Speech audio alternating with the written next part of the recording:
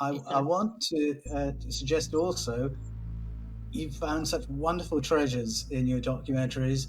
And not only have you found portrayals of technology, but you found actual pieces of technology. And one that I really enjoyed hearing you explain was the name of the temple, I think, is Chandi Kimpulan.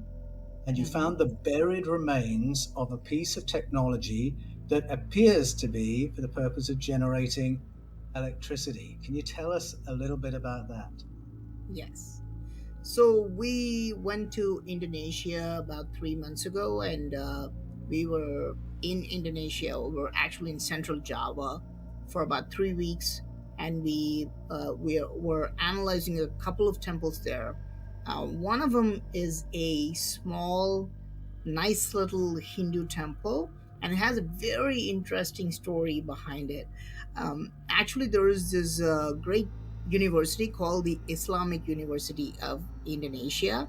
And 20 years ago, they were trying to build a new library, and they started, the construction workers started to dig for a foundation. But surprisingly, they found something buried inside, and when they started to dig those things out, a Hindu temple started to come out. And archaeologists confirmed that this temple is about 1,200 years ago. So this is a very ancient temple. And the archaeology report gets very, very interesting. So they had things buried under the base of the lingam, and they also had things buried between the lingam and the base. Now, what's really interesting is that I looked at the archaeology report, I started to recreate what they found in the temple. So they would say, okay, we found pieces of silver here. So I would go and buy pieces of silver. And they said, okay, they found like golden foils there. So I actually went there and got golden foils and iron and copper and all that stuff. Now it's very, very interesting to me because the archaeology report done by the government of Indonesia actually says we found a copper wire. This is strange because you don't see this kind of evidence, coming out of other places. But they have clearly said this is a copper wire. I mean, what else do you use a copper wire for? This is for electricity. So I started to put those things together, and I recreated the whole setup. I built a small little lingam, I built a pot, and the same pot was found in Chandi Kimplan, and they filled it with husk, which was used as a placeholder for things. In India, we still use it. In India, if we want something to be held in place, we put husk and we pour water on top of it. So because it just holds it in that place forever, nothing happens to it. I mean, think about it. It's really interesting, right? Husk is organic, right? Mhm. But it's still intact for 1,200 years in Indonesia, buried, right? Nothing happened to it. So it's some really interesting material. So I started to put those things together, and I put a silver plate and an iron plate in that husk, and I put it in that pot, and I put it in front of the lingam, and I poured water on top of the lingam, just like what any Hindu would do, even today. This is an ongoing practice. We always pour water on top of the lingam. And when we checked it with a voltmeter, we realized that this produces electricity. The ions move from one metal to another, and we are producing more than zero point 0.5 volts of electricity. And it was really shocking to me. Um, and then I realized that these ancient boulders there were actually generating electricity, which is evident because I recreated the same setup, and they even had copper wires. But what did they use this electricity for? Were they lighting up light bulbs or like doing something else with it? But then I realized how Hindus do these rituals, right? They would put their hands in the pot, right? And then I started to go and read online about electrotherapy. It's very interesting because Benjamin Franklin, who's one of the founding fathers of the United States, also talks about a similar procedure. He called it the electric bath. So these people again use the same technology. They used two electrodes and they just sent some low volt or low amp electricity into the water, and humans were supposed to put their hands, or if you had, for example, if you had pain in your feet, you just put your feet in that bathtub, right? And this is exactly what ancient Hindus were doing 1200 years ago. Now we don't know if they fully understood this, by the way, right? But what would, even in India, this is very common. If you come to India, if somebody has this, let's say he had chronic hand pain, right? So instead of going to the doctor and taking all the pills and getting all the side effects and all that stuff, these people actually go to these temples and they pour water on the lingam and they put their hands in that pot, right? Actually getting electrotherapy. And the thing is, all these, like, for example, if you go to a doctor today, if you go to a physiotherapist, he would be like, okay, come for like 12 sessions, come for 25 sessions. Like, you have to come for the next 25 days and get electrotherapy. But ancient Hindus masked it in the name of rituals. They'd be like, okay, you cannot miss even one day. You have to come here for the next 40 days and put your hand in this pot to get the healing power of the lingam. So this is absolutely fascinating. I've had electrotherapy myself. Anyone who's read my books knows about all my injuries. And I've been to physiotherapists and they've electrocuted different bits of me. And so I know this ritual from a Western perspective. This is what you do. We put this equipment on you. We'll just run it through you for the next 15 minutes. What's fascinating is that people had this pattern of going to temples. And I think very often we look at that pattern and we oversimplify what's happening. Oh, they're going to worship a deity. They're going to do some devotional act to a deity.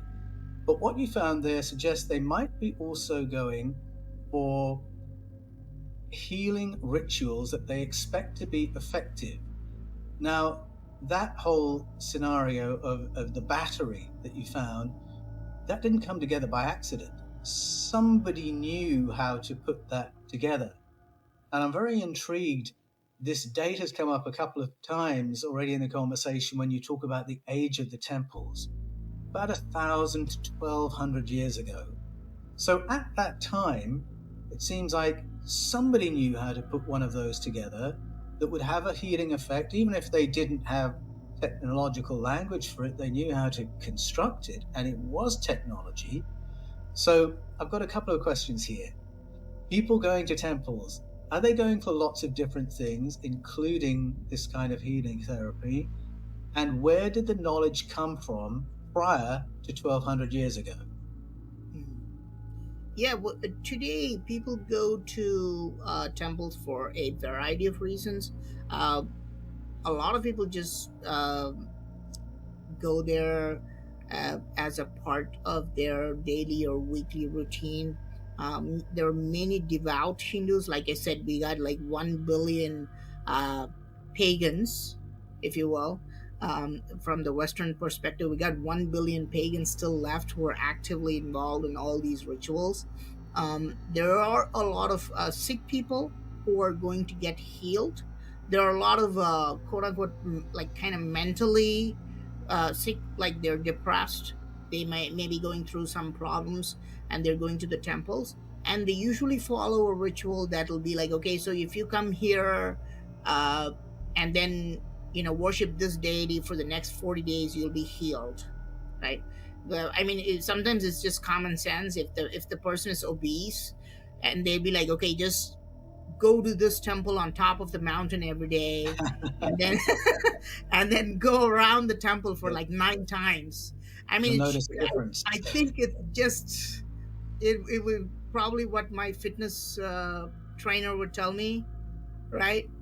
Just go on It, top of the ma- mountain. it makes sense. Yeah, so a lot of this is also masked in the name of rituals, and it works better because even if your doctor tells you you may skip a couple of sessions, but if you're really devout, you may not skip any session at all. So it works really well. Yes. So um, so people go to these temples for a lot of reasons. We have understood some parts of it. Some of this is pure superstition, and don't think I'm just masking everything, saying that okay, everything that these people are doing is right. I'm not saying that. I'm not at all saying that. There's definitely some superstition there which may have been added on later in the past few centuries, but there is a lot of rituals which are also there, which actually help us a lot.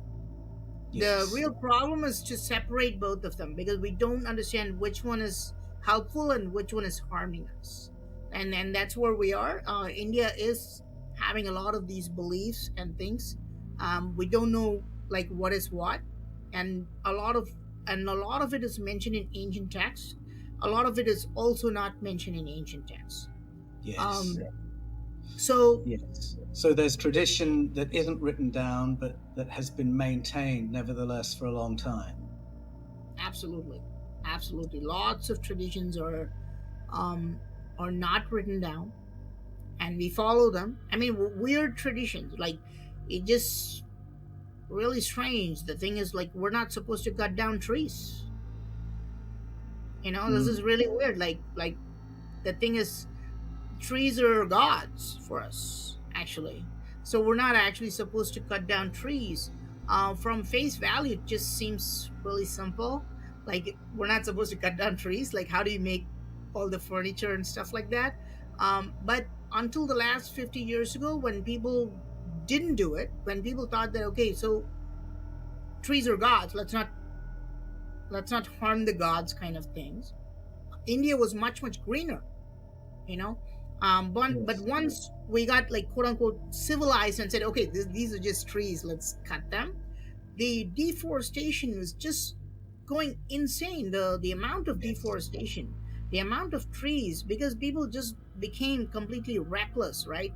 It must have been the belief that kept them on a leash, because they just went completely nuts. And now the deforestation is just crazy. We lost a bunch of trees. We lost a significant portion of the trees in the last 50 years. So it turns out there was a lot of sense in the ancient wisdom, and Yes. maybe the explanation had been short, but there was a lot of wisdom in it. I Yeah. notice many of the temples you walk around, you are barefoot because they're considered sacred spaces.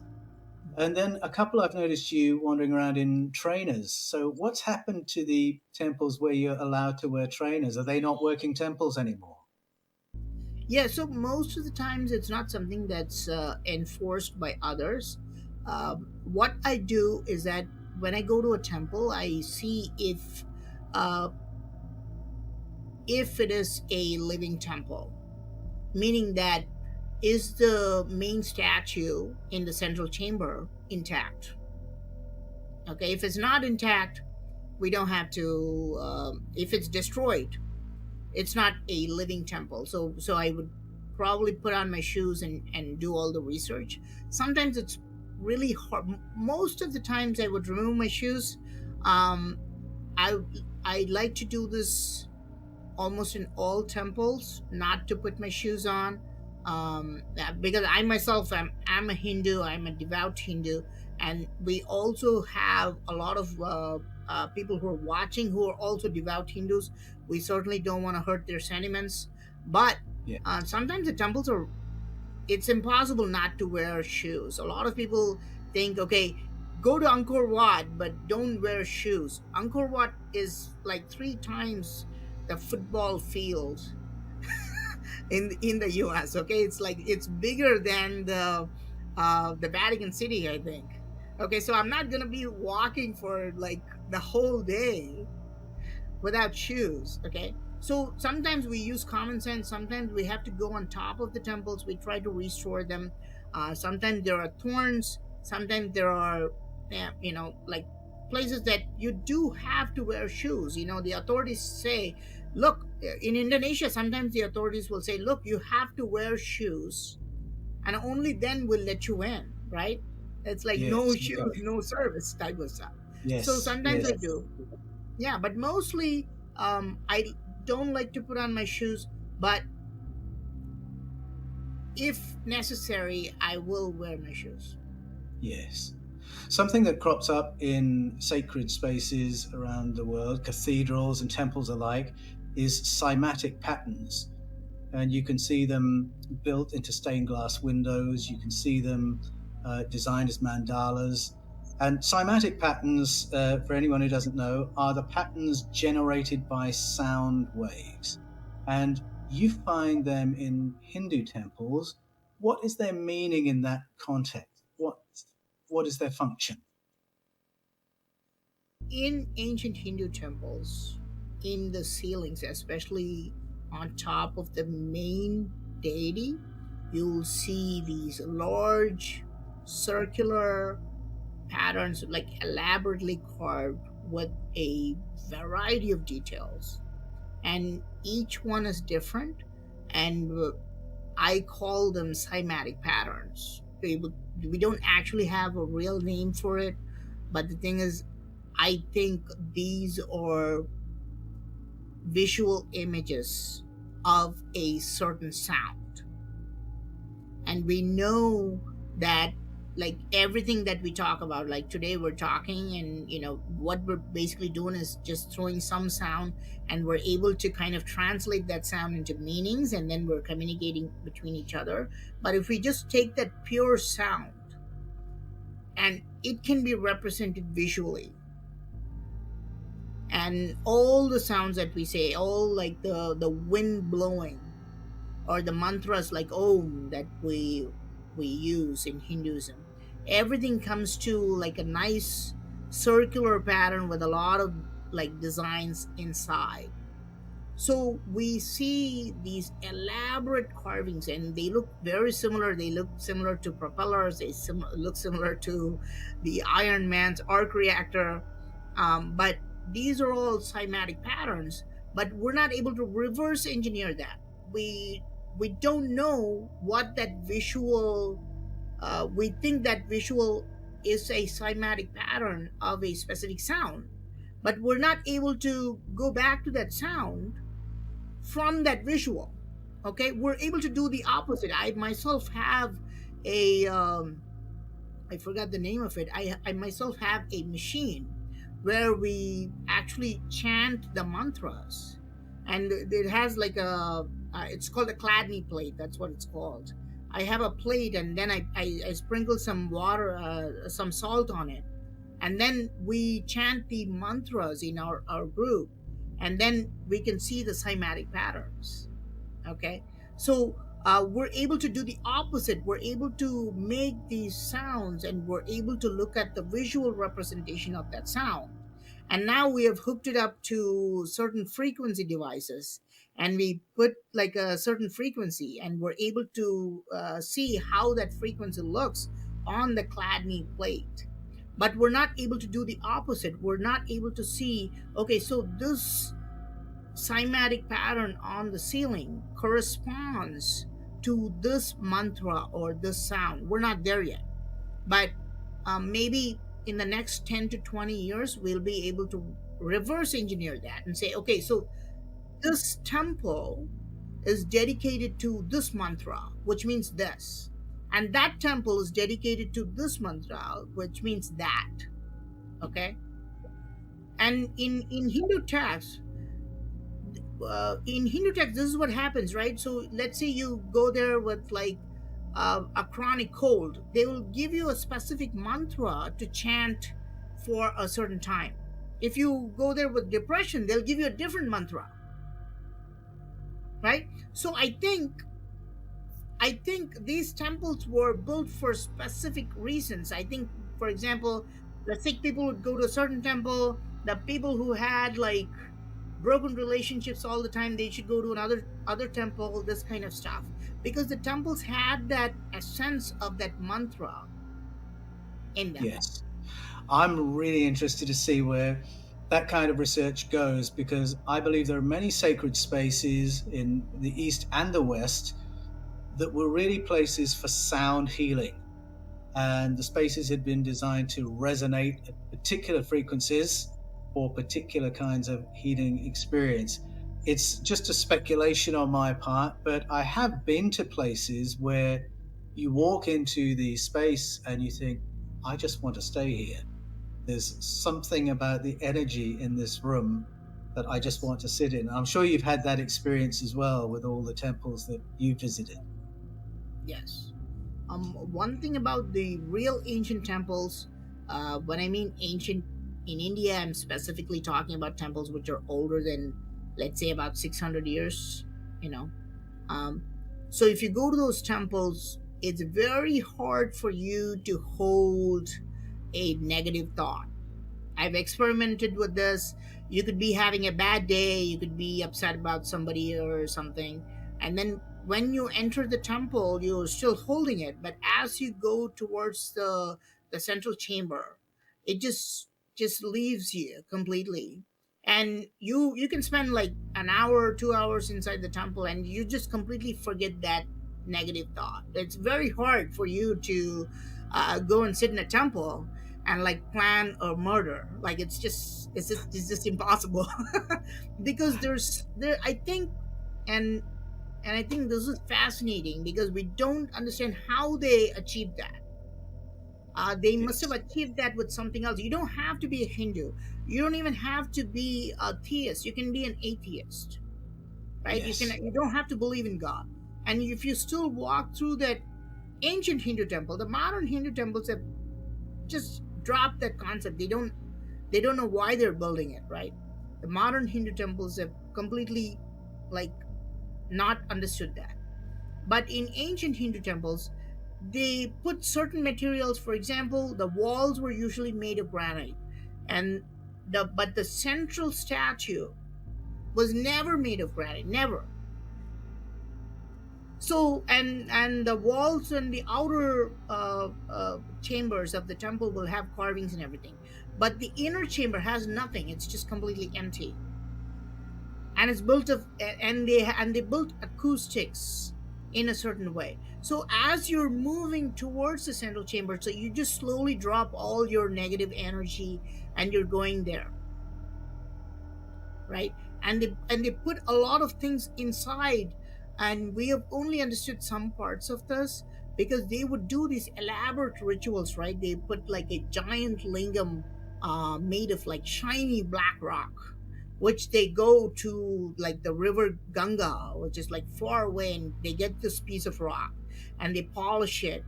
But before planting it in the ground, they would put like gold and silver and like all the diamonds and everything inside. So they must have tried to do something there which we don't understand, right? But what we do understand is that it works. I don't know Yes. how it works, right? I don't know how it works, but if you're having a bad day, if you are in India and if you had a bad day, you can just go to these ancient sites and you just forget about everything and like completely cleanse your mind of and get rid of all these negative thoughts. We know that it works, but we just don't know why it works or how it works. Yes. I'm going to come back a little later to some of your spiritual experiences, which I'm very interested in. But before we get there, you mentioned earlier your trip to Indonesia, which was quite recent. And while you were there, you went to the Candi Suku Temple, which is an extraordinary place. And my jaw Yes. dropped when I saw you walk around this place, because it really is an anomaly. It portrays long skulled people, such as you might find in ancient Peru, the Paracas skulls, or in Egypt, with the way some of the pharaohs were portrayed, with the false beard that was Egyptian fashion as well. You've got a portrayal of the Ark of the Covenant, it looks like, which is the Hebrew tradition, Hebrew scriptures. You've got a Mayan style pyramid. I mean, it looks like a religious Disneyland. That it seems to be a theme park of world thought and world religion. That's a lot of cultural knowledge in one place. Now, I was interested to know, what is the date of that place for that knowledge all to have come together? Does it reflect an ancient global culture, or was this simply put together by someone who was very well traveled? What do you make of it? It's an extraordinary place. What do you make of it?